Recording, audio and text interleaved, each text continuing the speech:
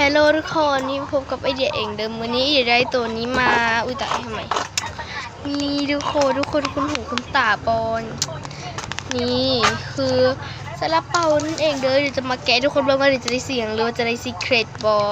จะซื้อมากล้องเดี๋ยวเด้อเพื่อนด้วยเดี๋ยวจะได้บอกมาแกะกันใส่หมดเลยนะดูแกะก่อนเห็นแล้ว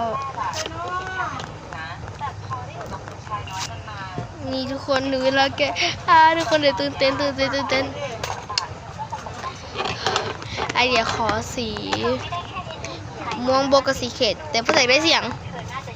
ได้สมุดก็ใส่ได้สีซาลาเปาปกติผู้ใส่แล้วบอกว่าเราอยากได้สีบัวเนาะใส่แล้วเพราะเราใส่อยากได้ที่บอกว่า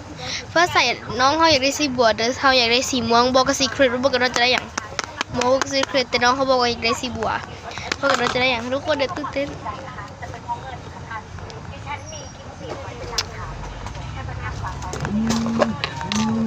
พวกอยากได้เนี่ยใส่เกมให้นะโอเคเลยแหละโอเคทุกคนตอนนี้บ๊ายบายลงบางที